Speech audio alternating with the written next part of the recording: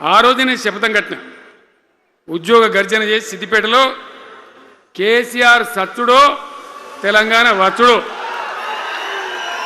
ఈ తల్లి ఆందకనే మంచిగా దిగలేం అని చెప్పి ఆ శపథం చేసి ఆనాడు ఆమరణ నిరాహార దీక్షకు బయలుదేరితే మొత్తం తెలంగాణ అల్లకల్లోలమైంది. మీరు కూడా ఎక్కడోన్లు అక్కడ వందల వేల గ్రామాలలో టెంట్లు లొల్లులు పార్లమెంట్లో అల్లకల్లోలం ప్రజలంతా గందరగోళం చేస్తే అప్పుడు ఒక ప్రకటన ఇచ్చింది. చిదంబరం అంటే ఆయన వచ్చి హోంమంత్రి తెలంగాణ ఏర్పాటు చేస్తామని నువ్వు దీక్ష బంద్ చేయి.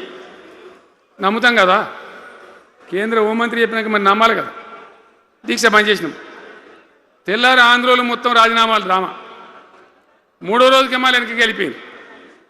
మళ్ళీ అప్పుడు జేఏసీ తయారు చేసి అన్ని పార్టీలను పెట్టి నానా తంటాలు పడి మళ్ళొక 3.5 ఏళ్ళు భయంకరంగా కొట్లాడితే మీరందరూ ఎక్కడి వాళ్ళు అక్కడ ఆశీర్వచనం ఇస్తే మీ ప్రేరణతోని మీ స్ఫూర్తితోని చివరికి తెలంగాణ రాష్ట్రం వచ్చింది కదా. వచ్చిన తర్వాత మీరేం చేసినారు? దీని మంచో చెడనో చూసే బాధ్యత నీకే అని చెప్పి నాకు అప్పచెప్పి పని మొదలు పెట్టాలి. ఎట్లా కొత్త కుండలో ఈగ వచ్చినట్టు దీని ఆర్థికం తెలియదు, కథ తెలియదు. చాలా చాలా కష్టమైనటువంటి క్లిష్టమైన పరిస్థితి. అంత అలకటి పని కాదు. ఏం చేయాలా?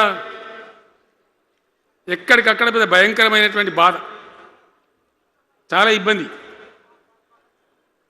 ఇదే జిల్లాల చాటిపల్లి ఉంటుంది, చొప్పదండి మండలంలో జిఆర్ రెడ్డి గారు అని చెప్పి పెద్ద ఆర్థిక శాస్త్రవేత్త.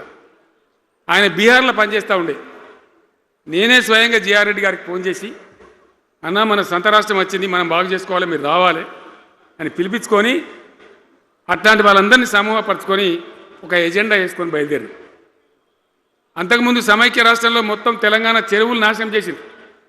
కాకతీయ రాజులు తవ్వించిన చెరువులు ఉండే మనకు బ్రహ్మాండంగా ఒక 75-80 వేల చెరువులు ఉండే. ఆంధ్ర పాలకుల సమైక్య పాలనలో మొత్తం నాశనం పట్టేసారు, కబ్జాలు పెట్టిండ్రు, నాశనం పట్టిండ్రు. చివరికి 40-44 వేల చెరువులు ఉండే. ఎక్కడ మొదలు పెట్టాలి, ఎవరి పేరు పెడితే బరకత అవుతుంది అని ఆలోచించి ఏ కాకతీయ రాజులైతే మనకు అన్నం పెట్టినరో వాళ్ళ పేరుతో ఇది బాగా చేయాలని చెప్పి మన మొట్టమొదటి కార్యక్రమం మిషన్ కాకతీయ. ఎందుకు మిషన్ కాకతీయ? ఆ చెరువుల దరిద్రం వదిలిస్తే, వాటిని బందోబస్తు చేస్తే, వాటిలో నీటి నిల్వ సామర్థ్యం పెరిగితే గ్రౌండ్ వాటర్ పెరుగుతుంది, బోర్లు బాగా నీళ్ళు వస్తాయి. కాబట్టి అక్కడి నుంచి ప్రారంభించి చేసినాం. అది కూడా తెలంగాణ ప్రజలు, రైతులు ఒక ఉద్యమంలాగానే చేశారు. మట్టి తీసుకొని పోండి, సారవంతంగా ఉంటుంది, మీ పొలాలలో పోసుకోమంటే లక్షల ట్రాక్టర్ల మట్టి తీసుకొని పోయింది తెలంగాణ రైతాంగం.